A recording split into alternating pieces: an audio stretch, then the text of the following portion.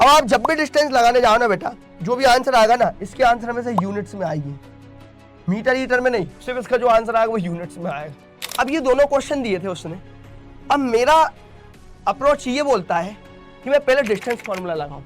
MCQs की series लेके आया था, 500 एमसीक्यूज कराया था मैंने आप सभी को, उसमें आई होप आप सभी ने देखी होगी और एमसीक्यूज को सॉल्व करने के तरीके आपने देख लिए होंगे। जीतना है, हर एग्जाम को जीतना है और मुझे भरोसा है कि आप सभी कर लोगे। आज के दिन मैं आपको क्लास में क्या देने वाला हूं, आज के दिन हम देखेंगे 2024 का पेपर है ना, 2024 पिछले साल जो पूछा गया था उसका पूरा सॉल्यूशन बताऊंगा तो मैं, साथ में स्ट्रेटेजी बताऊंगा कि पेपर को अटेम्प्ट कैसे किया जाता है, उसके साथ में मैं आपको दूंगा कि उसमें आपको आंसर राइटिंग कैसे करना है। आज की वीडियो का मुद्दा सभी को क्लियर हुआ, क्या करना है, 2024 का पेपर पूरा सॉल्व करवाऊंगा, कैसे आपको अप्रोच करना है आपको ये बताऊंगा, साथ में स्ट्रेटेजी बताऊंगा और आंसर राइटिंग बताऊंगा। तो यहां से आपका एक फंडा क्लियर होगा। क्या? पहली चीज सुनना, अगर आप 100 में से अगर सपोज एग्जाम्पल आप 80 स्कोर कर पा रहे हो तो आज की वीडियो से ये 80 आपके 95 पे पहुंच जाएंगे।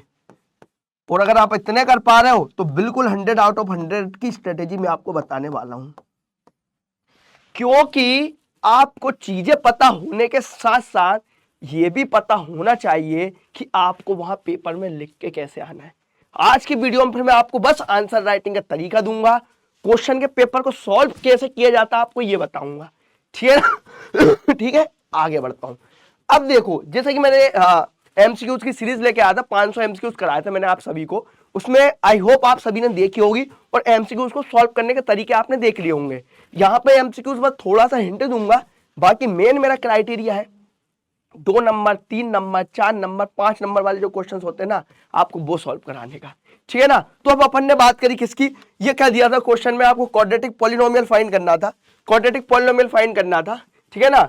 The graph found on graph paper, मतलब ये क्वाड्रेटिक पॉलिनोमियल यहाँ से ग्राफ कैसा बनेगा आप सभी को मैंने बताया था, ये आपका एक ग्राफ होता है। तो मैंने बोला था जब भी पॉलिनोमियल का रहेगा उसका ग्राफ हमेशा कैसा बनेगा, पॉलिनोमियल का हमेशा ग्राफ कैसा रहेगा, पैराबोला।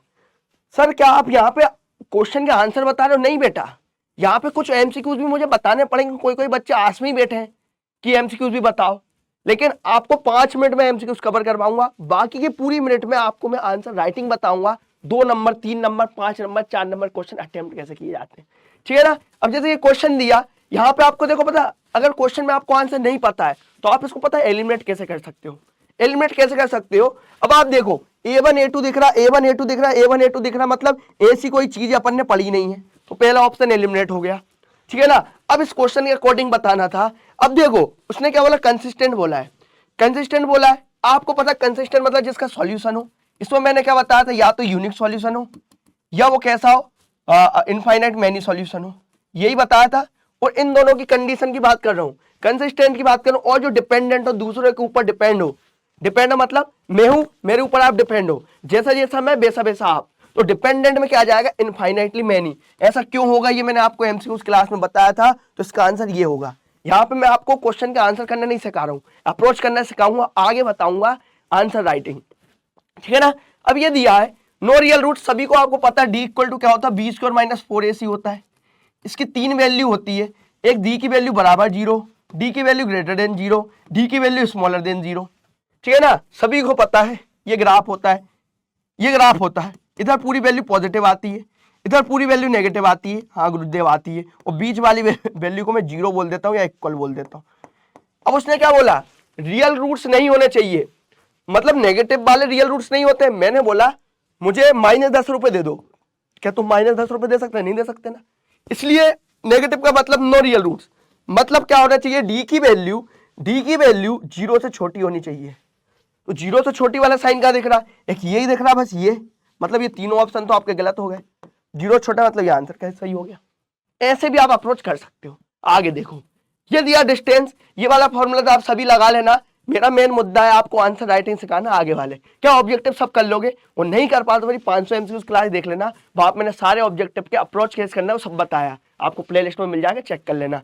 एक ये क्वेश्चन है सेम टू सेम कर लेना, इरेशनल नंबर होते हैं, ये सब कुछ कर लेना, ट्रू फॉल्स दिए, ये सब मैंने बताया, लेकिन 2024 का पेपर था तो आपको सिर्फ उसको बता रहा हूँ कैसे सॉल्व किया जाता है। अब मैं आपको मेन मुद्दे पे चालू करने वाला हूँ, जिसको बोलते हैं क्वेश्चन आंसर किया, आपका आंसर राइटिंग। पहला क्वेश्चन दिया है, इसको मैं 1 लिख देता हूँ, इसको मैं 2 लिख देता हूं। अब मैं बात करूं आंसर वन आप लिख के कैसे आओगे पेपर में। आंसर वन आप लिख के कैसे आओगे, सबसे पहले ये चीज समझना, जैसे आपकी ये सीट बनी ना पेपर में, ये सीट बनी है, अच्छा सीट बनी है, आपने इसको ऐसे ड्रॉ करना है, कर दिया। आप यहां पर लिखोगे आंसर ऑफ क्वेश्चन नंबर 101। इसको आप डब्बे में पैक करोगे ऐसे, ठीक है ना।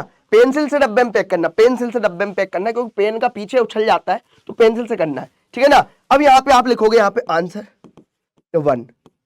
अब यहाँ पे आप सॉल्यूशन लिखना चालू कर दोगे। और सपोज आप 2 वाला करने वाले थे, क्या और वाला करने वाले थे, तो आंसर 1 के साथ आप यहाँ पे नीचे क्या लिखोगे, और ऐसे करके आप नीचे लिख के आओगे, ठीक है ना। ठीक है, अब मैं बता रहा हूं इसको सॉल्व कैसे करना है। आंसर 1 पे जा रहा हूं, आप लिख के कैसे आओगे ये समझना। आंसर 1 पे गए आप, ठीक है ना। उसने क्या पूछा, find the HCF of the numbers, है ना। आप सबसे पहले क्या लिखोगे, गिवन लिखोगे। गिवन क्या दिया, 2 नंबर्स कौन कौन से दिए, 2 नंबर्स कौन से दिए, 6 and 20, ऐसा लिखोगे आप। अब आप लिखोगे टू फाइंड, क्या लिखोगे, टू फाइंड में आप क्या लिखोगे, क्या फाइंड करना था, एचसीएफ 6 का और 20 का फाइंड करना था। अब आप यहां पे आओगे सॉल्यूशन में आओगे। अब आप जो भी सॉल्यूशन आप जो करते हो वैसा करते जाओगे। आंसर नीचे ऐसा सॉल्व करके लिख दिया। लास्ट लाइन लिखोगे, हेंस दी एचसीएफ 620 इज 4। जो भी आंसर है, समझ में आया। इससे क्या होगा, जब एग्जामिनर कॉपी चेक करेगा ना मेरे बच्चे, एग्जामिनर कॉपी चेक करेगा ना, अब आप समझो उसने गिवन देखा, अच्छा देखा, सपोज ये 4 नंबर का क्वेश्चन था, सपोज ये 4 नंबर का था, वैसे 2 नंबर में आता, सपोज 4 का होता है ना, ठक ठक इन दोनों को उसने 1 नंबर दे दिया, ठक सॉल्यूशन के 2 नंबर, ठक इसका 1 नंबर, 4 नंबर देके आगे बढ़ जाता। वो इकट्ठा चेक करके 4 नंबर नहीं देता आपको पेपर में, वो आपको देता है स्टेप्स के मार्किंग देता है, स्टेप्स की मार्किंग देता है वो आपको, ठीक है ना। अब देखो यहीं पे आप सेकंड आंसर देख लो, सेकंड वाले को आप कैसे अप्रोच करोगे, ये देखो मैं लिख दे रहा हूं, वो आपने सबने लिख दिया क्या, आंसर ऑफ क्वेश्चन नंबर 1 और वाला, ठीक है ना। मैंने आंसर सेकंड की बात कर रहा हूं, क्या लिखा था, इस नंबर को 140 को प्रोडक्ट ऑफ इट्स प्राइम में लिखना था। आप गिवन में क्या लिखोगे, given number is equal to 140। To find में क्या लिखोगे, टू फाइंड में लिखोगे 140 as a product of prime, अच्छा लिख के आओगे, ठीक है ना। फिर आप यहाँ पे आओगे क्या, सॉल्यूशन में आओगे। अब आपको पूरा सॉल्यूशन करते जाना है। अब ये मत बोलना कि गुरुदेव इसका सॉल्यूशन भी बता दो, सॉल्यूशन देखना तो मैंने आपको सब सीरीज A to Z करवा के रखी है, सारी सीरीज देख लेना, अच्छे से देख लेना, सारे चैप्टर्स कराए ना, वहां से अच्छे से देख लेना, आपको ऑटोमेटिक बन जाएगा। लास्ट में क्या लिखना, लास्ट में लिखना हैंस करके 140 इज इक्वल टू जो भी आपका आया हो, 2 की पावर में आया होगा, 3 की पावर में कुछ आया होगा, यही आपका आंसर है। क्या गुरुदेव हमें यह बता दो, क्या 2 नंबर के क्वेश्चन में भी हमें कुछ ऐसा ही करना पड़ेगा, हाँ। आपकी जितनी कॉपी जितनी सुंदर दिखेगी उतने ज्यादा नंबर मिलने के चांसेस हैं। आप सभी को एक बात मैं और बता दूं, यहां पे एक बात और बता दूं आप सभी को, एक बात याद रखना, जो मेरा तरीका था, जैसे मेरे 100 आउट ऑफ 100 आए थे मैथ्स में, तो वो मैंने कैसे लेके आया था ये बताता हूं। जो बच्चे मुझसे पढ़े हैं उनको पता है गुरुदेव क्या है, अब कैसे आए ये समझो। 100 आउट ऑफ 100 का क्राइटेरिया मेरा ये था, सपोज पेपर में क्वेश्चन थे 25, पेपर में क्वेश्चन 25 थे, ये मैं हूं और ये मेरा फ्रेंड है, ये मैं हूं और ये मेरा फ्रेंड है, हम दोनों को क्वेश्चन आते थे 90 नंबर के, 90 मार्क्स के क्वेश्चन मुझे आते थे, दोनों को आते थे, क्योंकि हमारे स्कूल में 10 नंबर का पढ़ा ही नहीं था। एग्जाम्पल बताओ, 10 नंबर का पढ़ा ही नहीं था, तो 90 में से हमने लेके आए, तो मेरे को पूरा आता 90 मिलना चाहिए था, यहां भी पूरा आया था 90 मिलना चाहिए था, 100 में से मेरे दोस्त को नंबर मिले 90। लेकिन मैं थोड़ा दिमागदार व्यक्ति था, मैंने क्वेश्चन को अटेम्प्ट करके आया, और बचे 10 क्वेश्चन को अटेम्प्ट करके आया, 10 क्वेश्चन के अटेम्प्ट के मुझे 5 नंबर एक्स्ट्रा मिल गए, तो मेरे नंबर कितने होगा 95/100।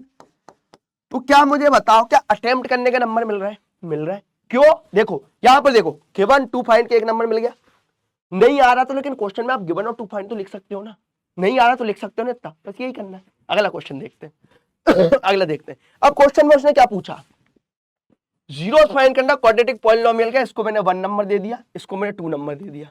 सबसे पहले मैं आपको बताऊंगा आंसर नंबर 1 बताऊंगा, क्या बताऊंगा, आंसर नंबर 1 बताऊंगा, ठीक है ना। मैंने लिखा आंसर 1 पे गया। अब देखो क्वेश्चन पढ़ के देखो क्या पूछ रहा है, find the zeros of the quadratic polynomial this this this this, है ना। आपने क्या लिखा, गिवन। गिवन में आप क्या लिखोगे, क्वाड्रेटिक पॉलिनोमियल। क्या लिखोगे, क्वाड्रेटिक पॉलिनोमियल। कितना दिया quadratic polynomial, 3x² minus x minus 4। अब आप क्या लिखोगे, टू फाइंड। टू फाइंड में आपको क्या फाइंड करना है, फाइंड द जीरोस, जीरोस। और आप चाहो तो ऐसा लिख सकते हो, alpha second alpha and beta, आप चाहो तो ऐसा भी लिख सकते हो, या जीरोस लिख दो चाहे अल्फा बीटा लिख दो। अब आप सॉल्यूशन में जाओगे। सॉल्यूशन में क्या, वो इक्वेशन दी ना, आप उसको मानोगे लेट। लेट क्या करोगे, 3x² minus x minus 4 equal to 0। अब आप लिखोगे by middle term splitting method. अब आप इसको सॉल्व करके क्या आपको x की वैल्यू निकल जाएगी, एक x की वैल्यू निकल जाएगी एंड एक और x की वैल्यू निकल जाएगी।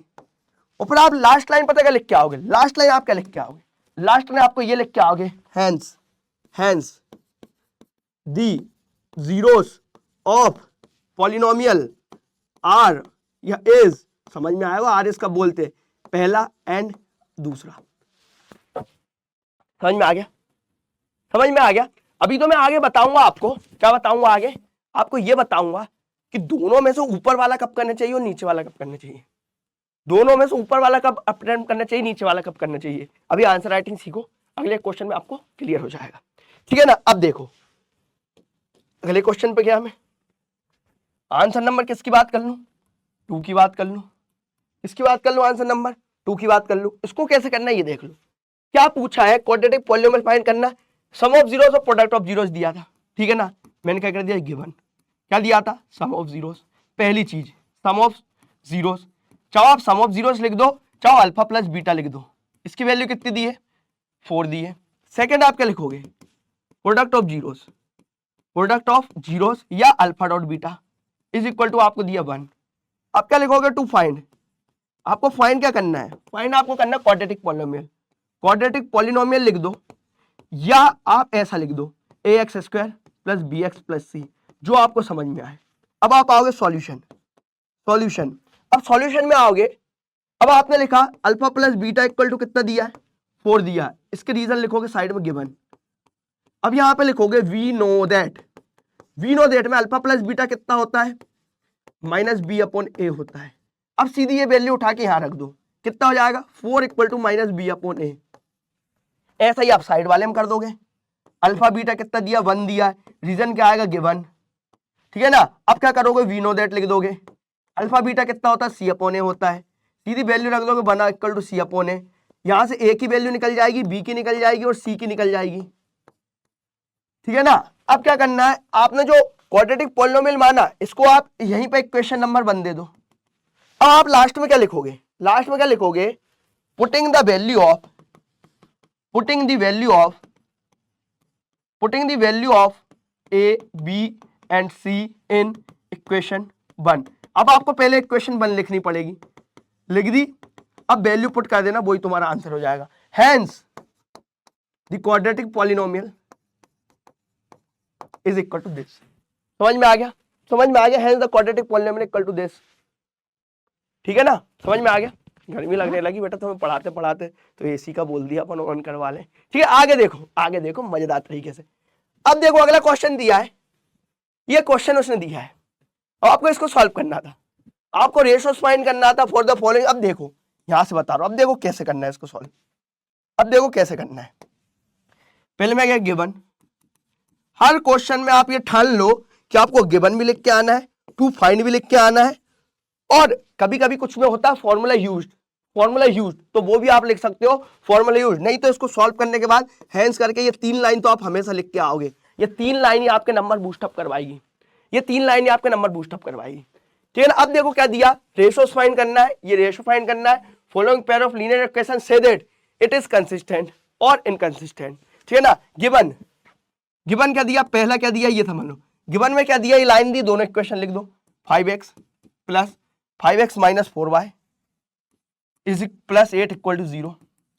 सेकेंड नंबर पर गिवन क्या दिया, 7x plus 6y minus 9 equal to 0। अब क्या करना, टू फाइंड करना है। फाइंड क्या करना, पहली चीज में फाइंड क्या करना, ratio. A1 upon A2, B1 upon B2, C1 upon C2 ये फाइंड करना है।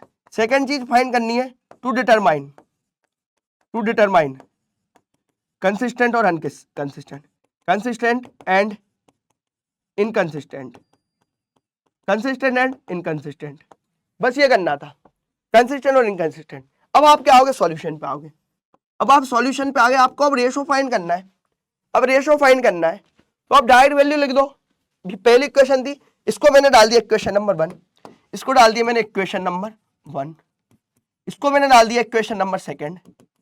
अब मैंने लिख दिया फ्रॉम इक्वेशन 1, फ्रॉम इक्वेशन 1 क्या लिख दिया, या फ्रॉम इक्वेशन में लिख दो या कंपेयरिंग इक्वेशन 1 लिख दो। फ्रॉम इक्वेशन 1 एंड 2 ये लिख दो लाइन, या फिर लिख दो ऑन कंपेयरिंग ये लाइन लिखो या ये लाइन लिखो, on comparing equation 1 and 2 with a1x plus b1y plus c1 equal to 0 and a2x plus b2y plus c2 equal to 0 compare करके लिख दिया। फिर आप क्या करोगे, दिस इंप्लाइज दैट a1 की वैल्यू इतनी, a2 की वैल्यू इतनी, b1 की वैल्यू इतनी, b2 की वैल्यू इतनी, c1 की वैल्यू इतनी, c2 की वैल्यू इतनी, निकाल दोगे एंड वी नो दैट यहां से आपको समझ में जाएगा, यहां से आपको ये समझ में जाएगा सॉल्व करते समय a1 किसके इक्वल है, a2 किसके इक्वल है, ये सब समझ में जाएगा। अब आप इसको कैसे लिखोगे, we know that a1 upon a2, example के तौर पे बता रहा हूं, is not equal to b1 upon b2 आया। एग्जाम्पल के तौर पे बता रहा हूं, एग्जाम्पल के तौर पे सॉल्यूशन आपको करना पड़ेगा। एग्जाम्पल के तौर पे बता रहा हूं a1 upon a2 not equal to b1 upon b2 दिया, हेंस इट इज कंसिस्टेंट या इनकंसिस्टेंट ऐसा लिख सकते हो। सॉल्यूशन तो कर सकते हो ना, इतने बड़े हो गए हो ना, पूरी क्लास में सारी चीज कवर कराई है मैंने, सॉल्यूशन तो आप कर लोगे। अगला बढ़ाओ, आगे बढ़ो, बोल दो हाँ गुरुदेव समझ में आ गया। आगे देखो, ये क्वेश्चन दिया हुआ था, solve the following pair of linear equation. इसमें क्या करना था आपको, अब देखो सॉल्व द फॉलोइंग बोला था तो आप पता क्या कर सकते हो, गिवन कर सकते हो, ये इक्वेशन और ये इक्वेशन आप किस में लिख सकते हो, गिवन में। टू फाइंड में क्या कर सकते हो, टू फाइंड में आप कर सकते हो एक्स एंड वाई, वैसे तो क्वेश्चन में लिख के ही देगा एक्स एंड वाई, कभी कभी दे देता कभी नहीं देता, आप ऐसे लिख सकते हो। अब आप किस में आओगे, सॉल्यूशन में आओगे। अब जो इक्वेशन लिखी आप पहले लिख दो, X plus Y equal to 14 और लिखा X minus Y equal to 4, इसको इक्वेशन नंबर 1 देना, दे दिया गुरुदेव। इसको इक्वेशन नंबर 2 देना, दे दिया।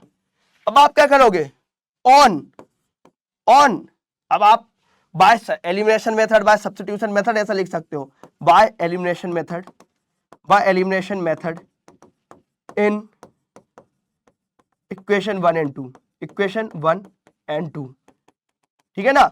आपने सॉल्व किया, एक्स की वैल्यू पहले निकाल ली, ठीक है ना, इसको इक्वेशन नंबर 3 दे दिया। आप सॉल्व करोगे तो पहले एक्स से बाय कुछ की भी एक वैल्यू निकल जाएगी, कैसे निकल जाएगी, बाय से बाय कट गया, 2x इक्वल टू 18 हो जाएगा और x की वैल्यू 9 आ गई, अब आप इसके बाद पता क्या करोगे, आप इसके बाद करोगे put the value of x equal to 9 in equation second. अब सेकंड इक्वेशन क्या देती वो देखो, x minus Y equal to 4, ये वैल्यू पुट करके यहां से y की वैल्यू निकाल दोगे, और y की वैल्यू जो निकल गई आप लिखोगे हेंस x इक्वल टू इतना एंड y इक्वल टू इतना।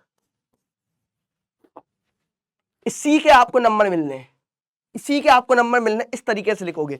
बच्चे भूल जाते हैं, क्या भूल जाते हैं, ये वाली ऐसी लाइन लिखना भूल जाते हैं, ये वाली लाइन लिखना भूल जाते हैं, डबल से वो इक्वेशन को लिखना भूल जाते हैं, ठीक है ना, ये इक्वेशन 1 इक्वेशन 2 ये डालना भूल जाते हैं, ठीक है ना, और बाद में जो भी फाइनल आंसर है उसको डब्बे में डालना भूल जाते हैं। क्यों भूल जाते हैं, खड़ी नहीं है इतनी, सिस्टमेटिक वे में लिखा ही नहीं, सिस्टमेटिक वे में लिखना मैंने बता दिया कैसे सिस्टमेटिक वे रहेगा। आगे जब 2-3 क्वेश्चन और देखोगे ना आपका दिमाग पूरा खुल जाएगा, वहां से आप बहुत अच्छा स्कोर कर पाओगे। आगे देखो, अब ये दिया था पहला, ये इसको मैं फर्स्ट नंबर डाल दे रहा हूं, इसको मैं फर्स्ट नंबर डाल दे रहा हूं, इसको मैं, अरे यार क्या हो रहा है, इसको मैं 1 नंबर डाल दे रहा हूं, इसको मैं 2 नंबर डाल दे रहा हूं, ठीक है। अब देखो इसको कैसे सॉल्व करना है, 1 नंबर को मैं यहां बता दे रहा हूं, ठीक है ना। क्या दिया था, right the next term of given AP, ठीक है ना। गिवन में क्या दिया था ये देखना, गिवन में क्या दिया था, एपी क्या दिया था, एपी में क्या दिया था 4 10, 16, 22 टू फाइंड करना था, टू फाइंड क्या करना था, नेक्स्ट 4 टर्म्स, नेक्स्ट 2 टर्म्स, या तो आप एग्जाम्पल के तौर पे देखो 4, 6, 4 लिखा था 10 लिखा था, ठीक है, एग्जाम्पल के 4 लिखा था 10 लिखा था 16 लिखा था 22 निकला था, और ये फाइंड करना था। तो ये A1 था, ये A2 था, ये A3 था, ये A4 था, ये A5 था, ये A6 था। या तो आप A5 एंड A6 ऐसा लिख सकते हो, और ये समझ में नहीं आया तो आप यहाँ पे लिख सकते हो नेक्स्ट 2 टर्म्स, और ज्यादा ही हो तो आप ऐसा लिख सकते हो 4, 10, 16, 22, और ऐसा करके क्वेश्चन मार्क ऐसा करके लगा सकते हो, जैसा आपका मन। फिर आप आओगे सॉल्यूशन में आओगे, फिर आपने वापस वो इक्वेशन लिखी 4, 10, 16, 22। दिस इंप्लाइज दैट ए की वैल्यू 4 लिख दिया, है ना, ए की वैल्यू 4 लिख दिया। अब डी की वैल्यू आपने कैसे निकाला, 10 - 4 = 6, और एक और बार सॉल्व करके बता दिया डी = 16 - 10 = डी की वैल्यू कितनी आ गई, 6 आ गई। ये लिख दिया, ए निकल गया डी निकल गया, है ना, ए निकल गया डी निकल गया। अब नेक्स्ट टर्म आप कैसे लिखोगे, आप लिख दिया 4, 10, 16, 4, 10, मैंने लिख दिया 16, फिर मैंने लिख दिया 22, फिर आप कर दोगे 22 प्लस 6, फिर अगला लिख दोगे 22 + 6 28, 28 + 6 ऐसा करके, और लास्ट में जो फाइनल आंसर आया वो लिख दोगे। और ज्यादा ये तो आप ये लिख सकते हो last line, hence the next two terms are, लिख सकते हो, नेक्स्ट 2 टर्म्स आर लिख सकते हो। अब पता है यहां से क्या होगा, सॉल्यूशन तो सभी बच्चे करते हैं। अब आप ये बोलते हो गुरुजी हम भी करके आते हैं, क्लास में बैक बेंचर भी करके आता है, टॉपर भी करके आता है, हमारे आंसर बिल्कुल सही आते हैं, हमें भी पता है उनको भी पता है, लेकिन उनके आंसर हमेशा अच्छे आते हैं। ऐसा क्यों गुरुदेव, उनका आंसर ये इसलिए अच्छा आते हैं, मतलब नंबर इसलिए अच्छे आते हैं क्योंकि वो ये सब करके आते हैं, ठीक है ना। अब देखो आगे देखो और, ठीक है ना। अब ये देखो जैसे ये क्वेश्चन दिया है, अब मुझे क्या फाइंड करना था, सम फाइंड करना था। गिवन में आप क्या लिख दोगे, गिवन में ये जो जितना भी लिखा था ये पूरा गिवन में लिख दोगे। टू फाइंड में क्या लिखना था, सम और SN लिख दोगे। अब यहां पे अब देखो एक चीज आप क्या लिख सकते हो, फॉर्मूला यूज्ड, फॉर्मूला यूज्ड कौन सा होगा, S ऑफ n = n/2, फिर क्या जाएगा n/2 2a + n-1 × d, ये हो जाएगा। अब आप आओगे सॉल्यूशन पे आने के बाद आपने वो इक्वेशन लिखी 34, 32, 30 प्लस डॉट प्लस लिख दिया 10। तो दिस इंप्लाइज दैट ए की वैल्यू 34, डी की वैल्यू 32 - 34, मतलब डी की वैल्यू -2, एक और डी निकाल के बताओगे, डी की वैल्यू 30 - 32, तो डी की वैल्यू कितनी आ गई, -2 आ गई, ठीक है ना। और मन करे तो एल की वैल्यू लिख सकते हो 10, क्योंकि ये दी हुई थी। अब लास्ट में आप क्या लिखोगे, जो सबसे लास्ट लाइन रहेगी, सबको पता क्या लिखोगे, लास्ट लाइन ऊपर लिख दे रहा हूं, यहां की जो लास्ट लाइन है यहां पे लिख दे रहा हूं, क्या लिखोगे, हेंस द सम = तो कुछ भी आया हो डॉट, यही आपका आंसर। समझ में आ गया। हर चैप्टर में जो तरीके बता रहा हूं ना ऐसे ही रहेंगे, उनके जो सॉल्यूशन है कैसे करना चाहिए ये ऑलरेडी मैंने आपको बता चुका हूं। नहीं आपको याद आ रहा हो तो आप देख लो रिकॉर्डिंग, वहां से आप सारी चीजें कवर कर लेना, ठीक है। अगला क्वेश्चन जाते हैं। ये दिया था E&F, ये पॉइंट दिया था, यहां पे आप सब लिख दोगे, क्या गिवन लिख दोगे सब। गिवन में क्या आएगा ये बता दो, गिवन में आप क्या लिख दोगे, P 4 centimetre, Q 4.5 centimetre, CF ये पूरा सब किस में जाएगा, गिवन में जाएगा। अब टू फाइंड में क्या आता है, अब ये देखो टू फाइंड में क्या आता है, state whether EF parallel to QR, क्या जाएगा, EF पैरेलल टू QR। इस क्वेश्चन के साथ आपको डायग्राम बनाना पड़ेगा, डायग्राम आप साइड में बना सकते हो, ऐसा करके ऐसा डायग्राम बना दोगे, ठीक है ना। और यहां पे डायग्राम में जो वैल्यू दी है यहां पे 4 लिख दोगे, यहां पे जो वैल्यू दी लिख दोगे। अब इसके सॉल्यूशन में जाओगे आप, क्या लिखोगे, by BPT theorem. BPT theorem क्या बोलती है वो लिख लेना, बीपीटी थ्योरम क्या बोलती है, या फिर वो लिख देना, वो छोड़ के आप डायरेक्ट क्वेश्चन में लिख सकते हो, PE/EF ऐसा करके = EC, जो भी आपका चल रहा हो आप वो लिख सकते हो। और साइड में आप रीजन डाल सकते हो क्यों ऐसा होगा बाय बीपीटी थ्योरम, या ऐसा करके लिख सकते हो और आंसर आ जाएगा, आंसर आ जाएगा, आंसर आ जाएगा। और जब इक्वल दिख जाएगी तो आप बोल दोगे बाय बीपीटी थ्योरम, जो भी थ्योरम आपने यूज करी हो, this is parallel to this. समझ में आया, समझ में आया, जल्दी बोलो हाँ गुरु जी सब समझ में आ गया। अब देखो अगला देखो, अब देखो मैं ज्यादा बात नहीं करूंगा, बस इतना बोलूंगा, पेपर की तैयारी अच्छे से करो, यहां से आंसर राइटिंग सीखो। कुछ क्वेश्चंस की आंसर राइटिंग आपको आती होगी, कुछ चैप्टर्स की नहीं आती होगी। आपको जिस चैप्टर की देखना आप स्किप करके देख लो, वहां से आपको पता चल जाए कौन से चैप्टर कैसे करना है। ठीक है, इसके सारे सॉल्यूशंस मैंने मेरी क्लास में ऑलरेडी बता चुका हूं, सारे क्वेश्चंस मैंने करवा चुका हूं मेरी क्लास के अंदर, सारे के सारे क्वेश्चन। ठीक है ना। अब दिया था सेकंड वाला, देखो आंसर नंबर सेकंड देखो क्या दिया था, फिगर दिया है P Q parallel R S के दिया है, प्रूव करना ही है। आप गिवन में क्या लिखोगे, P Q parallel R S लिखोगे। ठीक है ना। अब आपको क्या करना है, टू प्रूव, टू प्रूव क्या आएगा, triangle P O Q is similar to triangle S O R. जब भी आपका टू प्रूफ आए तो हमेशा प्रूफ आता है, और जब भी आपका, देखो यहां पे बता दे रहा हूं, जब भी आपका टू प्रूफ आए तो उसके बाद वाली स्टेप में प्रूफ लिखते हो, और जब भी आपका टू फाइंड आए उसके नीचे आप क्या लिखते हो, सॉल्यूशन लिखते हो। ठीक है ना। अब देखो प्रूफ में गया, जो ट्राइंगल की बात करें वो ट्राइंगल ले लेना, in triangle PO Q and triangle S O R. ऐसे एंड मत बनाना, ये तो हमारी हैबिट में आ गई, आप अच्छे से एंड बनाना। ठीक है ना। अब देखो यहां बोल दिया पीओ क्यू, ये पीओ क्यू ट्राइंगल ले लिया और आर ओ एस ट्राइंगल ले लिया। अब यहां पे बताओ, अब यहां पे बताओ पैरेलल है तो ये एंगल किसके इक्वल होगा, इस एंगल के इक्वल होगा, ये एंगल किसके इक्वल होगा, इसके इक्वल होगा, और ये कैसे अल्टरनेट इंटीरियर एंगल है। ठीक है ना। आप लिख सकते हो एंगल पी किसके इक्वल होगा, एंगल एस के इक्वल होगा। ठीक है ना। आप पूरा लिखना पड़ेगा, आपको पी और एस नहीं लिख के आना। Angle Q P O is equal to angle, angle देखो क्यू पी ओ, अब क्या आएगा R S O, R S O, और अगला क्या आएगा, अगला क्या आएगा, ये वाला एंगल देखो P Q O, P Q O angle किसके बराबर है, P Q angle O R S के बराबर है। और अगला कितना, angle O equal to angle O बोल दिया क्योंकि ये वाला एंगल वर्टिकली अपोजिट हो गया। ठीक है ना, इसको बोल दिया। अब लास्ट में क्या लिखोगे, by angle angle similarity criteria, triangle जो भी दिया हो, क्या दिया था PO Q similar to triangle S O R, इसकी लास्ट लाइन आएगी hence proved, hence proved, hence proved. अब पेपर में ये डाउट आता है कि गुरुदेव आप हमें ये बताओ इन दोनों क्वेश्चन में से हम अटेम्प्ट कौन सा करें, इन दोनों में से अटेम्प्ट कौन सा करना चाहिए। ये सुनो, बिल्कुल मुद्दे की बात, नो हंसी मजाक, मैं सिर्फ पढ़ाने आया हूं और आपके नंबर बूस्टअप करवाने आया हूं। ठीक है ना। अब देखो ये क्वेश्चन और इस क्वेश्चन में मुझे अटेम्प्ट करना पड़ रहा था, तो मुझे ये पता चल रहा 4 नंबर का क्वेश्चन था, इसमें जाऊंगा, ये पहले वाले क्वेश्चन में जाऊंगा, मुझे ऐसा लग रहा है मैं कैलकुलेशन मिस्टेक कर सकता हूं, प्लस माइनस मल्टीप्लाई डिवाइड की थोड़ी सी मिस्टेक में कर सकता हूं। तो मैं होता तो मैं ये वाला क्वेश्चन उठा के चलता, और अगर ये क्वेश्चन में मुझे समझ में नहीं आ रहा है इस ग्राफ में क्या करना है, तब आप कैलकुलेशन का रिस्क लो। पता ही नहीं चल रहा है कि इसमें कहां की प्रॉपर्टी लगानी है, तो ऊपर वाले क्वेश्चन में रिस्क लो।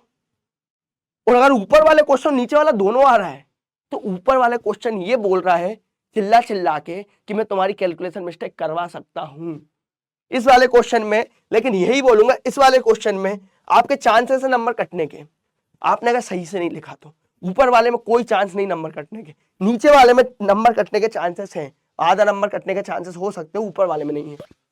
आगे और बताऊंगा, वेट। ठीक है ना। अब ये क्वेश्चन दिया है, अब ये इसकी बात कर रहा हूं फर्स्ट वाले की, और ये हो गया सेकंड।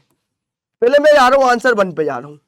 आंसर 1 पे क्या बोल रहा है, पहले गिवन देखो, गिवन देखो, गिवन मैंने लिख दिया कोऑर्डिनेट्स, कोऑर्डिनेट्स ए की वैल्यू कितनी हो गई -57, और एंड बी की वैल्यू कितनी हो गई -13। अरे गुरुदेव आपने ए और बी डायरेक्ट यहीं क्यों लिख दिया, गुरुजी आपने ए और बी डायरेक्ट यहीं पे क्यों लिख दिया, बता, कोई दिक्कत नहीं, कोई दिक्कत नहीं, आप आगे जाके लेट करके करोगे ही, लेट करके आप सॉल्व करोगे ही, तो लेट में सर ऊपर से वैल्यू तो बराबर आ रही है, आपके ऊपर डिपेंड कर रहा है आपने ए बी माना या पी क्यों आना है। टू फाइंड क्या करना था, डिस्टेंस, डिस्टेंस फाइंड करना था, मतलब ए और बी की डिस्टेंस फाइंड करना था। चाहो तो आप साइड में ऐसा डायग्राम भी बना सकते हो, ऐसा साइड में कि ये ए लिख दिया और यहाँ पे आपने -57 लिख दिया और यहाँ पे बी लिख दिया -1,3 लिख दिया, ऐसा भी कर सकते थे। ठीक है ना। अब आप लिखोगे फॉर्मूला यूज्ड, फॉर्मूला यूज्ड, जो डिस्टेंस फॉर्मूला होता आप लिख दोगे under root x2 minus x1 का square plus y2 minus y1 का स्क्वायर लिख दोगे। अब आप आओगे सॉल्यूशन पे, और सॉल्यूशन पे आने के लिए समझना, सॉल्यूशन पे आने के लिए क्या समझना। अब आपने लेट सॉल्यूशन पे let x1 comma y1 is equal to -5,7 and x2 comma y2 is equal to -1,3। ये हो गया x1 y1 x2 y2 हो गया। अब देखो आप क्या करोगे, अब ये डिस्टेंस फॉर्मूला है, इसको आपने इक्वेशन 1 मान लिया। Put the value of in सबको मैंने इक्वेशन 2 मान लिया। Putting the value of equation 2 in equation 1 लिख दोगे। Putting the value of equation 2 in 1 लिख दोगे। पूरा सॉल्व कर लिया। Hence distance A B equal to जो भी आया हो आंसर। समझ में आ गया। अब ये दोनों क्वेश्चन दिए थे उसने। अब मेरा अप्रोच ये बोलता है कि मैं पहले डिस्टेंस फॉर्मूला लगाऊं, पहले मैं डिस्टेंस फॉर्मूला वाला डिस्टेंस बिटवीन वाला लगाऊं। कोलिनियर में मैं कंफ्यूज हो सकता हूं थोड़ा बहुत, 1-2% चांस है कोलिनियर में कंफ्यूज होने के। और कोलिनियर में मुझे डिस्टेंस फॉर्मूला 2 बार लगाने पड़ेंगे, वो भी मुझे तो बताना तो पड़ेगा, मेरे सारे बच्चों को बताना तो पड़ेगा मैं, ठीक है ना। सेकंड की बात करूं, आंसर सेकंड की सेम वही लिखो। गिवन में ए की वैल्यू, बी की वैल्यू, सी की वैल्यू। टू फाइंड में क्या लिखोगे, A B C are collinear. अब क्या लिखोगे, फॉर्मूला यूज्ड में आप जानते हो क्या होता है, फॉर कोलिनियर कंडीशन। जो भी कोलिनियर कंडीशन आपने पढ़ी हो, A B equal to A C, A B plus B C, जो भी आपने पढ़ी हो। अब आप आओगे सॉल्यूशन पे, सेम यही करना पड़ेगा। x1 by 1, x2 by 2, x3 by 3 मानना पड़ेगा। फिर आपको क्या करना पड़ेगा, ए बी का डिस्टेंस निकालना पड़ेगा, फिर आपको बी सी का डिस्टेंस निकालना पड़ेगा, और लास्ट में आके आप क्या लिख दोगे, hence A B equal to B C equal to A C. आप जो भी लिखते हो, हेंस जो भी लिखते हो आप, जो ए बी बी सी जो भी निकाल लिखते हो, this implies that hence are collinear. अब देखो, अब मेरा माइंडफुल स्ट्रेटेजी ये बोलती है आपको ऊपर वाला अटेम्प्ट करना चाहिए। क्यों? क्योंकि यहां पे देखो डिस्टेंस फॉर्मूला 2 बार लगाना पड़ रहा है, नीचे वाले में बस एक, ऊपर वाले में बस एक ही बार लग रहा है, उससे ही आंसर आ गया। और कभी कभी ये होता है ना, आप कोई रूट के वैल्यू बाहर नहीं निकाल पा रहे हो, जैसे 247 दे दिया, इसको रूट के वैल्यू बाहर नहीं निकाल पा रहे हो, तो बेटा इसको ही डिस्टेंस फॉर्मूला करके आंसर लिख देना। 99.99% चांस है आप रूट से बाहर निकाल लोगे, नहीं निकाल पाते इसी को आंसर लिख देना। ये मत कंफ्यूज होना कि क्या कर रहा है, आप ये चेक कर लेना बेटा उसका आंसर अगर रूट में दिया है ना तो वो निकालने को देगा, 100% देगा, क्योंकि इस चैप्टर में देगा। दूसरे चैप्टर की बात नहीं करो, इस चैप्टर की बात करो, ठीक है। आगे बढ़ता हूं। अब मैं बात कर रहा हूं, ये दिया है दोनों क्वेश्चन में से। अब पहला मेरी थिंकिंग क्या बोलती, पहले मैंने क्वेश्चन पढ़ा, find the value of by for which distance between इतना इतना is 10 unit, find the coordinate of A which is A B diameter of circle whose centre. अब यहां से मुझे ये समझ में आया, सेकंड क्वेश्चन मुझे थोड़ा सा डराना चाह रहा है, फर्स्ट क्वेश्चन मुझे थोड़ा सा इजी लग रहा है। क्यों? डिस्टेंस बिटवीन पॉइंट पूछा है, ठीक है ना। आप पहले आंसर में गए, पहले क्वेश्चन के आंसर में गए, आंसर 1 में गए, क्या आप गिवन लिख पाओगे? हाँ गुरुदेव गिवन लिख पाएंगे। क्या लिख पाओगे? पॉइंट P दिया है, 2,3 लिख दोगे, एंड Q कितना दिया है, 10, ये पहला गिवन में दिया है। और दूसरी वैल्यू गिवन में क्या दी है, PQ is equal to 10 units. अब आप जब भी डिस्टेंस लगाने जाओ ना बेटा, जो भी आंसर आएगा ना, इसके आंसर में से यूनिट्स में आएगी, मीटर ईटर में नहीं, सिर्फ इसका जो आंसर आएगा वो यूनिट्स में आएगा, ठीक है। आगे बढ़ा। अब आपको क्या करना था, टू फाइंड में क्या करना था, वैल्यू ऑफ बाय। अब आप आओगे सॉल्यूशन में, सॉल्यूशन के बाद ही आप लिख सकते हो फॉर्मूला यूज्ड, या पहले भी लिख सकते हो जो भी फॉर्मूला यूज्ड हुआ, ठीक है ना। अब आप पूरा सॉल्व करोगे, यहाँ 10 रखोगे, अंदर ऐसा करोगे, फिर वैल्यू पुट करोगे, यहाँ पे स्क्वायर लगाओगे वैल्यू पुट करके। अगली स्टेप क्या आएगी, ऑन स्क्वायरिंग बोथ साइड। आप कुछ ऐसा ही करोगे, जो वैल्यू आई इसके यहाँ पुट करोगे, यहाँ पुट करोगे, ऑन स्क्वायरिंग बोथ साइड होगा ऑन स्क्वायरिंग बोथ साइड। तो जो भी आंसर आएगा फिर बाद में आपकी बाय की वैल्यू हो जाएगी, जो भी आपके निकल के आई। Hence the value of y is equal to कितना, जो भी आपने निकाला। और इसकी जो भी आपका आंसर आए इससे रिलेटेड, मतलब आप गुरुजी क्या बोलने चाह रहे हैं, आपका जो भी आंसर राइटिंग आपने करी है ना, मैंने यहाँ पे छोड़ दिया, आपको छोड़ना नहीं है, आपको इसको पूरा सॉल्व करना है। एक बार लिखने का तरीका देखना है, और अगर आपको लग रहा है आप चेक कौन करेगा, मुझे मैसेज कर दो। आप बोलेंगे गुरुजी कैसे करो, या तो कमेंट सेक्शन में लिख दो, जो यूट्यूब के चैनल में दिया है, जो मेरी वीडियो देख रहे हैं इसके कमेंट में लिख दो, या ढूंढ लो मुझे इंस्टा पे ढूंढ लो और ढूंढ के मैसेज कर दो, मैं वहां पर रिप्लाई कर दूंगा, ढूंढ लो, ठीक है ना। लेकिन समय बर्बाद मत करना, बस समझ में सारी चीज यहाँ से आ गई, पता चले इंस्टा पे ढूंढने में या कमेंट करने में समय बर्बाद कर दिया, ऐसा मत करना कभी, ठीक है ना। अब अगला क्वेश्चन देखो। अब देखो अप्रोच तो आपको पता चल गई कि अप्रोच मेरा ये बोल रहा था ऊपर वाला सॉल्व करूं, अब नीचे वाले की अप्रोच कैसी रहेगी, देखो। Find the coordinate of point A where A B is the diameter of circle whose centre is 2 - 3 coordinate of B are. अच्छा, पहले तो आपने डायग्राम बना लिया साइड में रफ, पहले रफ डायग्राम बना लिया। रफ डायग्राम से क्या पता चला, ये ए बी आपकी क्या डायमीटर है, और सेंटर के कोऑर्डिनेट कितने दिए हैं, सेंटर के कोऑर्डिनेट दिए, coordinate of A B diameter of circle whose centre is 2, -3 दिया, ठीक है ना। एंड कोऑर्डिनेट ऑफ बी कितना दिया, 1,4, 1,4। क्या फाइंड करना है, कोऑर्डिनेट ऑफ ए। अब यहाँ पे देखना, आंसर सेकंड बता रहा हूं, यहाँ पे गिवन क्या लिखा है, गिवन क्या दिया, ए बी, पहली चीज A B is a diameter, ये पहली चीज उसने चीख चीख के बोल रहा है। सेकंड चीज वो चीख चीख के क्या बोल रहा है कि पॉइंट ओ, इसको ओ माना ना, ओ की वैल्यू 2,3 दी है, एंड बी की वैल्यू कितनी दी है, 1,4। अब 2 फाइंड लिख दिया मैंने, 2 फाइंड लिख दिया।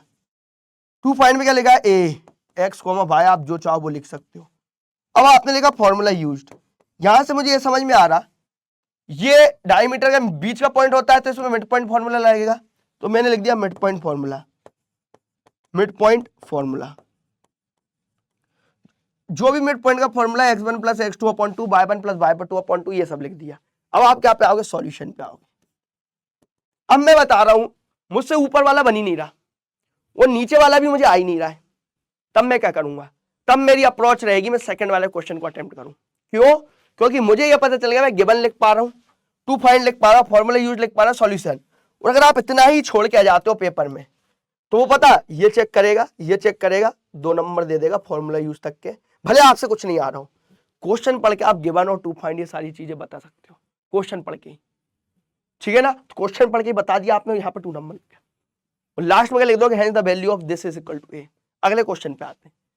अब क्या दिया है, ये फर्स्ट वाले क्वेश्चन की अप्रोच देखना, इसकी अप्रोच देखना, इसकी अप्रोच देखना। अरे गुरुदेव इसकी अप्रोच कैसी रहेगी, बता रहा हूं मेरे बच्चे, अप्रोच देख कैसी रहेगी इसकी, कैसी रहेगी देख। क्या पूछा उसने, राइट एंगल ट्राइंगल एबीसी हुआ है ना, पहले तो मैंने साइड में डायग्राम बना लिया। ऐसे क्वेश्चन आपको डायग्राम बना के आना पड़ेंगे, क्यों, क्योंकि एग्जामिनर को उसको चेक करने में इजी पड़े। ऐसे क्वेश्चन में आप डायग्राम बना के, क्योंकि एग्जामिनर को इजी पढ़ना चाहिए चेक करने के लिए, ठीक है। अब आप यहाँ पे गए, in right angle triangle ABC, angle B ABC आपने बना दिया, ये 90 डिग्री तक बना दिया, बीसी की वैल्यू 3 सेंटीमीटर बना दी, ठीक है ना। अब अच्छा ये एरो कैसे बनाओगे ये भी सीख लो, ये एरो कैसे बनाओगे ये भी सीख लो। ऐसा उठाना है, ऐसा उठाना है, यहां करोगे, यहां करोगे, 3 सेंटीमीटर लिखोगे, ऐसा करोगे, तब जाके 3 सेंटीमीटर है। और क्या दिया था, ए बी की वैल्यू 4 सेंटीमीटर, ऐसा करोगे, ऐसा करोगे, 4 सेंटीमीटर लिखोगे, ऐसा करोगे, ऐसा करोगे, ऐसा करोगे। Find the value of sine और कॉस है। अब आप क्या लिखोगे, गिवन लिखोगे। पहली चीज क्या दी, एंगल बी की वैल्यू कितनी दी, 90 डिग्री। सेकंड चीज क्या लिखोगे, ये भी कितना दिया, 4 सेंटीमीटर। थर्ड क्या लिखोगे, बी सी कितना दिया, 3 सेंटीमीटर। 2 फाइंड में क्या करना है, 2 फाइंड में क्या करना है, पहला साइन है, दूसरा कॉस है। अब क्या होगा, आप सॉल्यूशन में आओगे, सॉल्यूशन में आओगे। We know that by Pythagoras theorem hypotenuse square equal to base square plus perpendicular square. तो यहां से मेरी क्या AC की वैल्यू निकल जाएगी, AC की वैल्यू कुछ निकल जाएगी, मतलब ये दिया 3, 4 और ये 5 सेंटीमीटर निकलेगी। अब आप क्या करोगे, आप लिखोगे 3 बिंदी बना के सिंस और 4 जो आप लिखते हो, साइन ए कितना होता है, P/H, साइन थीटा P/H होता है। अब साइन थीटा P/H होता है तो आपको by putting the value of, by putting value of P and H, P और H की वैल्यू पुट करके क्या साइन थीटा की वैल्यू निकाल दोगे साइन H की, मतलब कितनी 4/5। साइन क्या दिया था, साइन ए दिया था, साइन ए की वैल्यू निकाल दो। समझ में आ गया कैसे करना है, अप्रोच कैसी रहेगी। देखो गिवन और टू फाइंड और सॉल्यूशन करने से पहले ही आपका एक पेज कवर हो गया। इतना लिखने में कितना समय आएगा, कितना जाएगा, थोड़ा सा जाएगा ना, थोड़ा सी जाएगा ना समय, थोड़ा सी समय गया, थोड़ा समय गया, ज्यादा नहीं गया ना। बस इतनी तो चीज करनी थी, कुछ एक्स्ट्रा कुछ करना था नहीं करना था ना, बस मेहनत अच्छी करना। और मैं यही बोल रहा हूँ, ये क्वेश्चन का मैंने तरीका बताया ना, मेरे करने से के बाद आपको वीडियो पॉज करके इसका आंसर निकाल के सॉल्व करके देखना। और एक पेज बना लिया आपने, एक कॉपी बना ली 6 पेज की 6 पेज की आपने क्या किया, एक कॉपी बना ली। और कॉपी बना के उन 6 पेज में से आप जब एग्जाम में लिखने जाओगे ना, तब एक बार उस कॉपी को देख लेना कि गिवन और टू फाइंड कैसे लिखना है। 2 4 10 क्वेश्चन के गिवन टू फाइंड करना आप सीख जाओगे ना, ऑटोमेटिकली सारे कर लोगे। क्लियर है कि नहीं, ये जल्दी से मुझे बता दो। हाँ गुरुजी क्लियर है, घर में चिल्ला के बोल दो, आवाज में सुन लूंगा। भगवान के अंतर आत्मा रही तो ऊपर से कोई गूंज के मेरे पास आ जाए, मुझे ऐसा लगे कोई गौरव चिल्ला रहा है, गौरव सर या गुरुजी चिल्ला रहा है कि हाँ गुरुजी मैं कर लूंगा। इतना तो समझा दिया गुरुजी आपने। अब देखो मैं आगे गया, सेकंड क्वेश्चन गया, इसमें क्या करूंगा, सीधी वैल्यू फाइंड करनी थी। इसमें गिवन फाइंड टू फाइंड कुछ मत लिखकर डायरेक्ट सॉल्यूशन पे जाना, या गिवन लिख देना, गिवन लिख देना। गिवन में आप क्या लिख दो कि ये पूरी वैल्यू ऐसी कैसे लिख दोगे। अब डायरेक्ट सॉल्यूशन लिख देना। सॉल्यूशन में जाओगे तो बिंदी बनाओगे, साइन से सॉल्यूशन में आप जाकर लिखोगे वी नो दैट साइन 60 की वैल्यू इतनी, ठीक है ना, और कॉस 30 की वैल्यू इतनी, साइन 30 की वैल्यू इतनी, कॉस 60 की वैल्यू इतनी, लिख दिया ये सब गिवन में। अब आप क्या करोगे, इन सबको आपने बोल दिया इक्वेशन नंबर सेकेंड, यहां को इक्वेशन नंबर 1 बोल दिया। अब क्या लिखोगे, by putting the value in equation 1, by putting all values in equation 1, और ये वाली पर पुट कर दो। और जो भी आंसर आएगा, जो भी आंसर आएगा उसको डब्बे में पैक करना, ANS लिखना नीचे और ऐसा कर देना, आंसर क्लियर। टेंशन मत लो, इसकी जो PDF है ना आपको PW ऐप पे मिल जाएगी, फिजिक्स वाले ऐप पे मिल जाएगी। स्कूल प्रिपरेशन में जाना, क्लास 10th में जाना, मैथ्स पे जाना, मैथ्स के ऑल कंटेंट पे जाके देख लेना, ये PDF आपको मिल जाएगी। ठीक है, आगे बढ़ता हूं। अब ये दोनों क्वेश्चन में से अब मेरा अप्रोच कौन सा होने वाला था ये देखो। अब देखो इस वाले क्वेश्चन में अप्रोच में सबसे बोलूंगा ऊपर वाला रखो, तो कोई कोई कभी कभी ये वैल्यू भूल जाता है, और जिसको वैल्यू याद हो तो यही क्वेश्चन करो, मत करो, इसमें नंबर कटने का चांसेस है ही नहीं, है ही नहीं नंबर कटने के चांसेस। अब ये क्वेश्चन में मैं अप्रोच क्या करूंगा, गुरुजी हमें ऐसे वाले क्वेश्चन में कभी कभी डाउट आता है, ऐसा लगता है कभी बनेगा नहीं बनेगा, किसी किसी से बन जाता है, किसी किसी से नहीं बनता है, रहता है दिमाग के अंदर, सबकॉन्शियस में सेट रहता है। प्रूफ वाले क्वेश्चन भैया बहुत खतरनाक होते हैं, ये तो बनते ही नहीं है, प्रूफ वाले तो बिल्कुल हड्डी फेफड़े दर्द करने लगते हैं। उसके लिए बता रहा हूं, सेकंड वाला क्वेश्चन पढ़ के देखो। अरे सेकंड वाले क्वेश्चन में आप वैल्यू पुट करने में मिस्टेक कर सकते हो। अरे गुरुदेव ये तो दोनों क्वेश्चन ने बहुत तगड़े दे दिए, अब हम क्या करें, दोनों क्वेश्चन उसने इतने तगड़े दे दिए, अब हम क्या करें। दोनों में से आप एक बार देख लो कौन से को आप अच्छे से कर सको, माइंड में सॉल्व कर लिया। कोई कोई पता क्या बोलता है, गुरुदेव आप हमें ये बता दो रबर के कहाँ करना है। तो रबर का बेटा सीधा सिंपल बताऊं मैं आपको, ये आपकी कॉपी होती है आपकी। सपोज क्वेश्चन आप लिखना चालू कर रहे हो यहां से लिखना चालू कर रहे हो, कॉपी के ऊपर की जगह यहाँ पेंसिल से रबर करते रहो ना, पेंसिल से करते रहो, बाद में रब कर देना उसको, बाद में उसको रब कर देना। कोई बंदा क्या करता है, इसी में बता रहा हूँ, ये रहता है, ठीक है ना, वो पहले ही एक पेंसिल से लाइन ड्रॉ करके यहाँ पे रबर लिख देता है, यहाँ रबर करता रहता है, लेकिन उसमें बेटा गंदी कॉपी बहुत दिखती है। तीसरा व्यक्ति क्या करता है, कॉपी के सबसे लास्ट पेज में करता है, कॉपी गंदी उसमें दिखती है, पेंसिल से लिखने में गंदी दिखे, क्या करेगी। मैं तो भाई पेंसिल वाला इस्तेमाल करता था, क्वेश्चन चल रहा उसी के ऊपर मैं पेंसिल से लिख के सॉल्व कर देता था और बाद में मिटा लेता था। पेंसिल इतनी लाइट लेके जाता था, इतनी गड़ा के मैं लिखता ही नहीं था कि मिटाने में कॉपी फाड़ दूं मैं।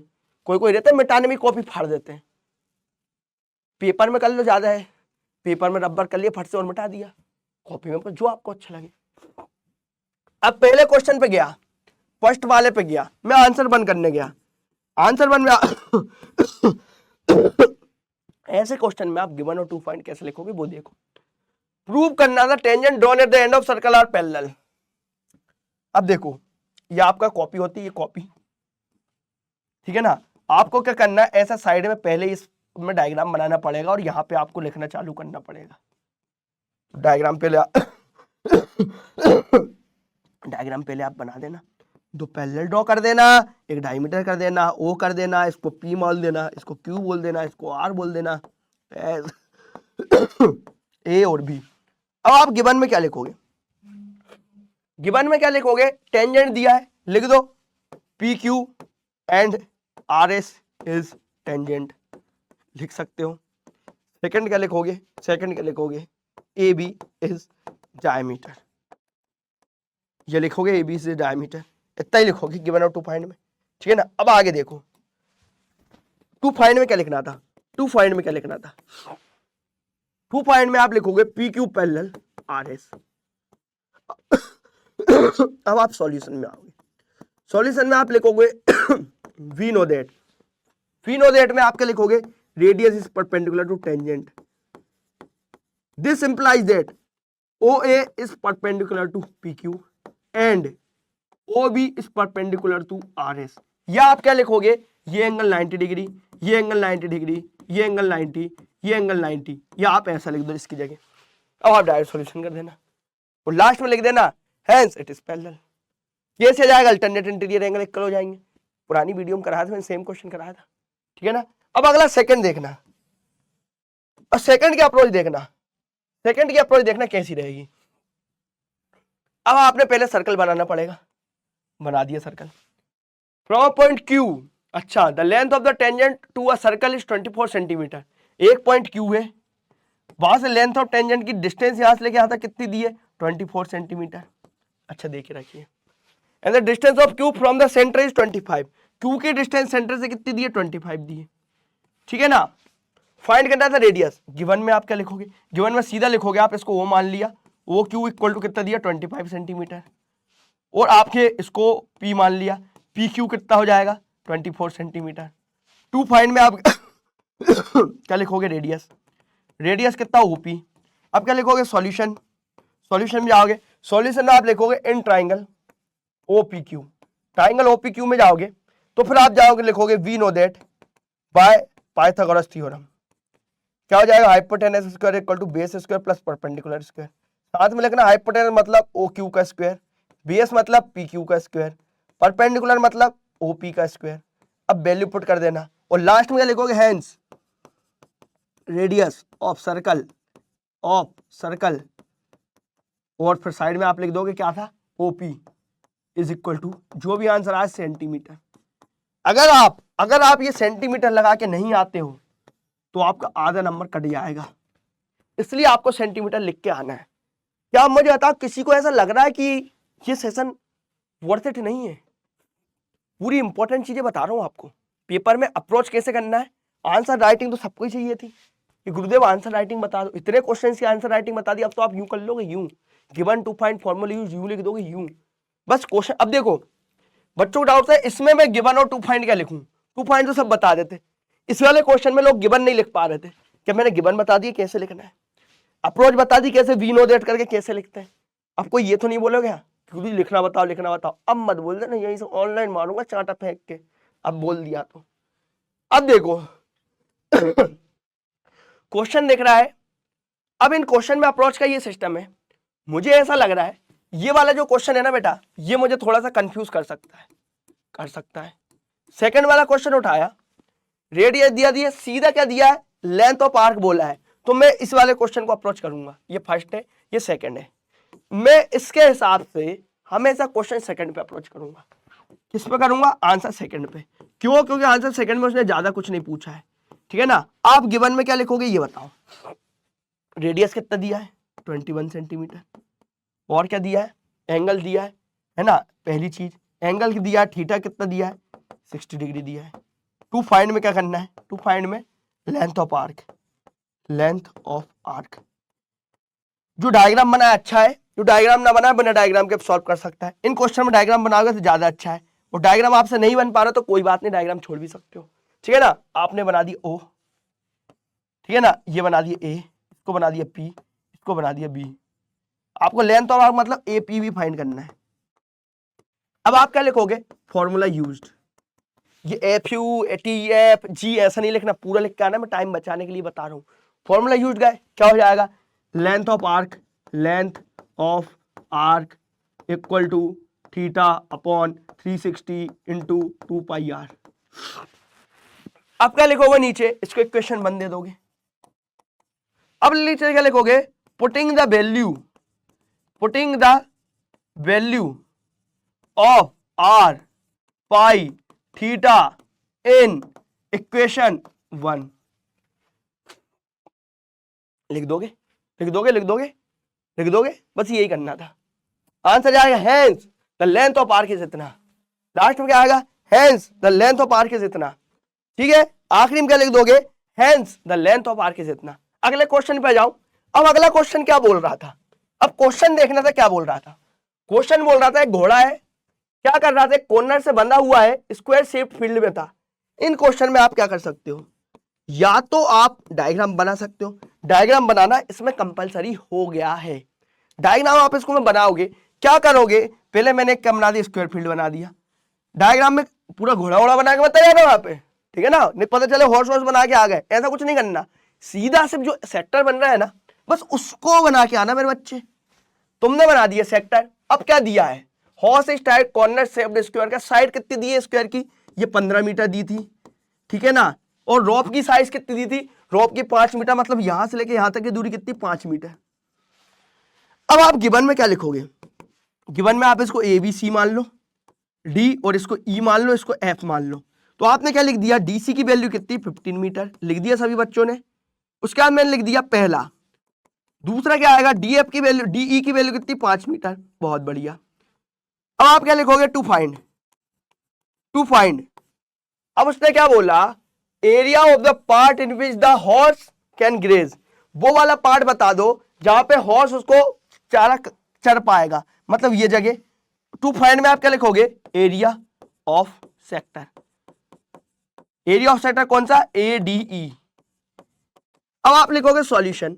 सॉल्यूशन में आप ये बताओगे, we know that vertex of square is 90 degree. यही बताओगे, vertex of square is 90 degree. तो ये कोना कितना हो गया, 90 डिग्री हो गया। बस वही तो रखना था, वही तो रखना। अब लिख दोगे formula used, theta upon 360 into pi r square, putting the all values in this हो गया। हेंस में आपका जो भी आंसर आएगा ना, जो भी आंसर उसको बेटा किसमें यूनिट दी थी, मीटर में दी थी। आंसर कैसा आएगा, मीटर स्क्वायर। ये नहीं लगाया तो आधा नंबर आपका कट जाएगा। क्लियर है इतना। एक आध क्वेश्चन और बचा है, उसका आपका सारा पैटर्न लिखने का स्ट्रेटेजी बता दिया। और मैंने ये बताया था ऊपर वाले से अच्छा मैं नीचे वाला अटेम्प्ट करके आऊंगा। अब गिवन और 2 पॉइंट तो आप चुटकियों में लिख दोगे रे, लिख दोगे चुटकियों में। ठीक है, अगला क्वेश्चन देखो। अब यही क्वेश्चन दिया है, ये प्रोबेबिलिटी का है, ठीक है ना। इन दोनों क्वेश्चन में से मुझे ये लग रहा है, मैं सॉरी इन दोनों में से मुझे ये लग रहा है मैं सेकंड वाला क्वेश्चन अटेम्प्ट करके आऊंगा। क्यों, क्योंकि यहां पे मैं कंफ्यूज नहीं हो सकता। एस इनमें, नॉट एस इनमें मैं कंफ्यूज हो सकता हूं, इक्के कितने होते कितने नहीं होते इसमें कंफ्यूज हो सकता हूं, लेकिन डाइस में कभी कंफ्यूज नहीं होऊंगा, ठीक है ना। तो इसके सॉल्यूशन पे आया, मैं आंसर सेकंड की बात कर रहा हूं, ठीक है ना। What is the probability of number के, देखो गिवन में क्या लिखना, गिवन में सैंपल स्पेस लिख दो, गिवन की जगह आप सैंपल स्पेस लिख दो, गिवन लिख दो, सैंपल स्पेस, जो आपका मन हो। लेकिन इस क्वेश्चन में मैं क्या करूंगा, गिवन लिखूंगा, सैंपल स्पेस आगे की स्टेप बनाऊंगा कि बड़ी हो जाए। गिवन में क्या लिखोगे, throwing a one dice. To find में क्या लिखोगे, पहला दूसरा, जो दोनों लिखा था वो लिख दोगे। अब आप नीचे क्या लिखोगे, सॉल्यूशन में आप क्या लिखोगे, सैंपल स्पेस 1 2 3 4 5 6। अब क्या लिखोगे, n of S, total sample space कितना हो जाएगा, 6। अगली चीज क्या आएगी, फेवरेबल आउटकम। पहला क्या चाहिए था, पहला देखो नंबर ग्रेटर देन 4, मतलब 4 से ग्रेटर देन नंबर कितना होगा, 5 और 6। यहां से एन ऑफ एफ कितना जाएगा, 2। फेवरेबल आउटकम 1 लिख दो, और सेकंड फेवरेबल आउटकम 2। सेकंड वाले क्वेश्चन के लिए क्या पूछ रहा था, प्रोबेबिलिटी बताना नंबर लेस देन 6, मतलब 1 2 3, बस ये 3 आ जाएगा, तो n ऑफ f2 कितना आ जाएगा, 3 आ जाएगा।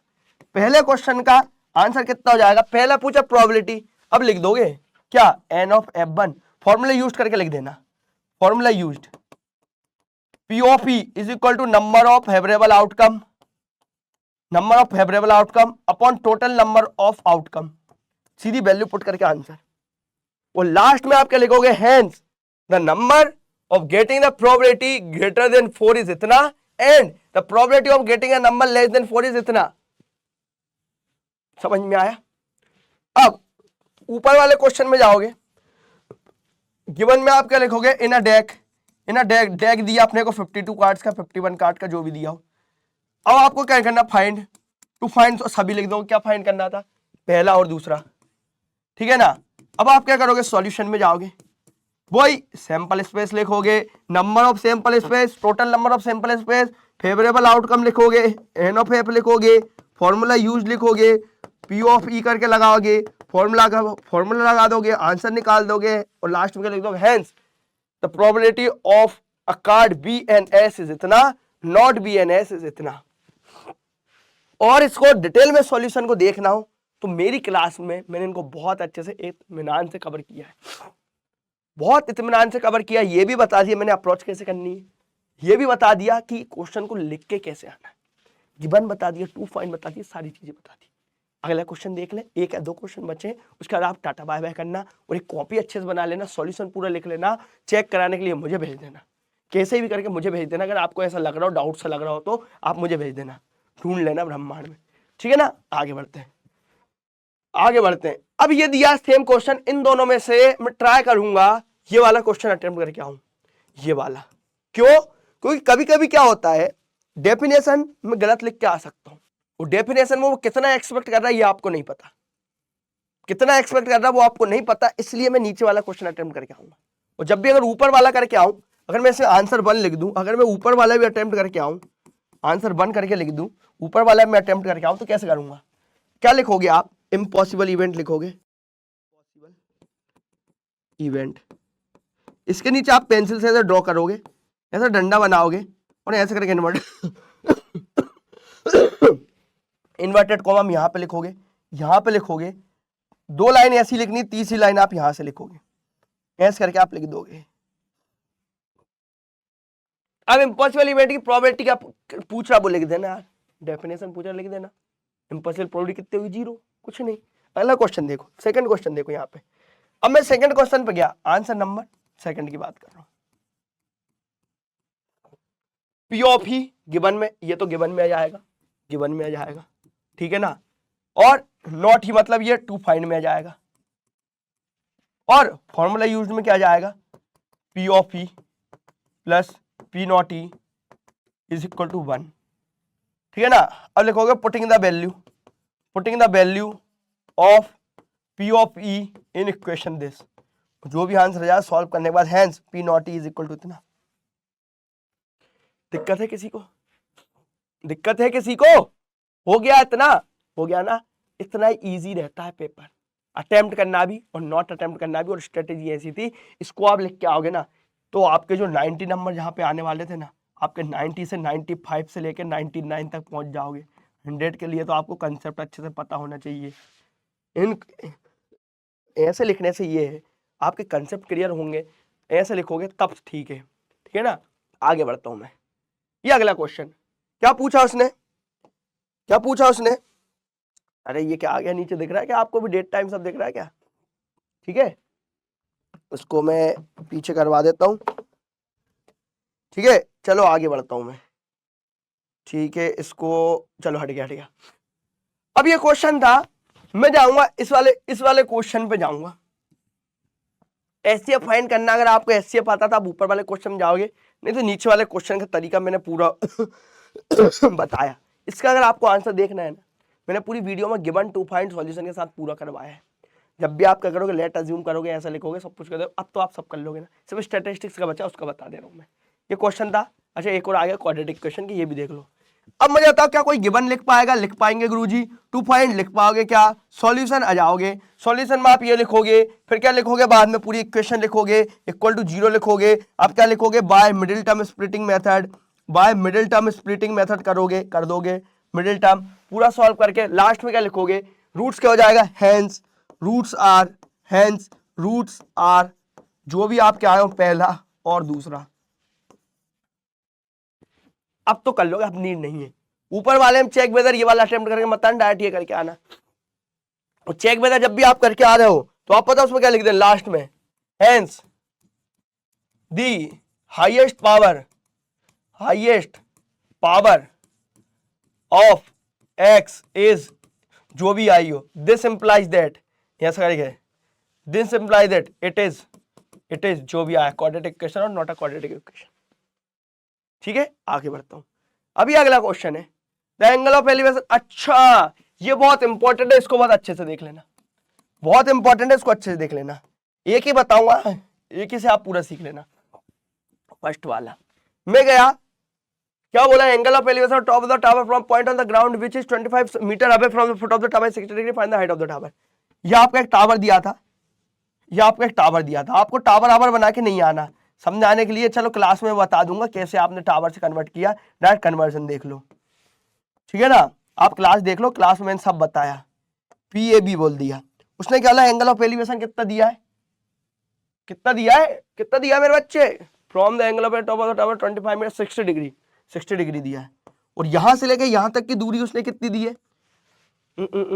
25 मीटर। फाइंड करने को बोला उसने। ये इस क्वेश्चन में आप कैसे लिख के आओगे ये देखना।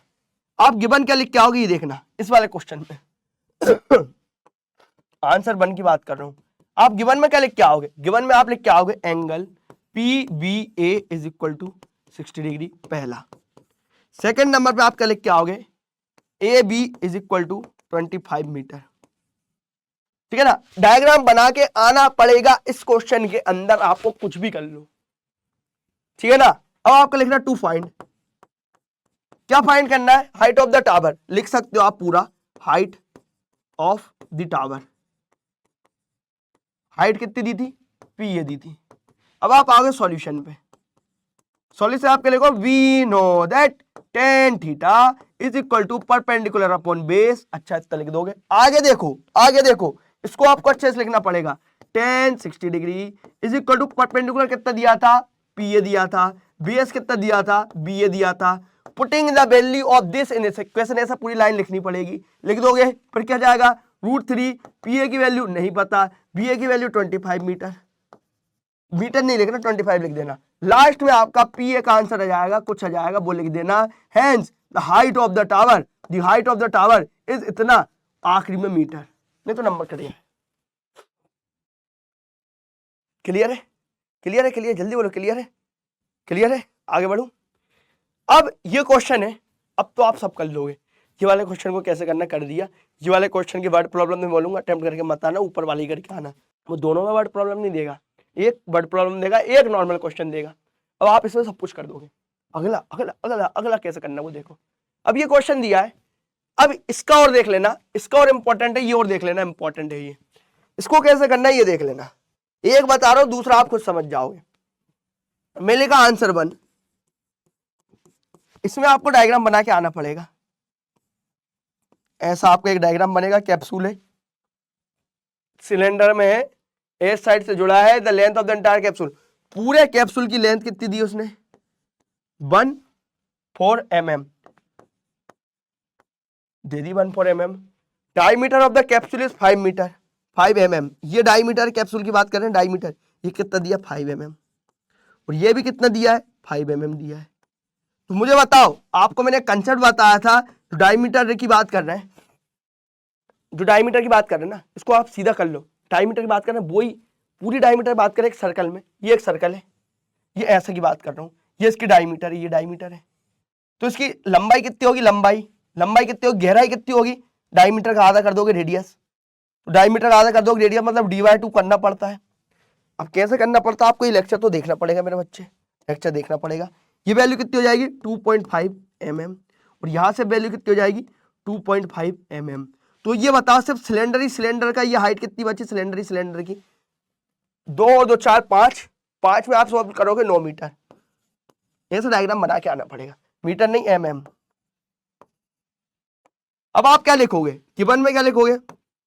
पहला लेंथ ऑफ एंटायर कैप्सूल वो कितनी दी है? 14 mm।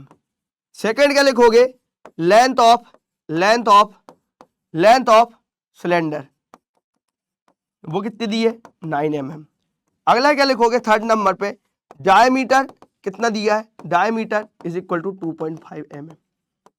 अब आप आओगे टू फाइंड पे। फाइंड क्या करना आपको? Surface area. क्या लिखोगे? Surface area. अब आप किस पे आओगे? सॉल्यूशन पे। सॉल्यूशन पे आने के बाद क्या लिखोगे? सॉल्यूशन पे आने के बाद सबसे पहले आप फॉर्मूला लगा सकते हो, फॉर्मूला लगा, नहीं तो रेडियस की वैल्यू निकालना, रेडियस की निकाल लो, ठीक है ना।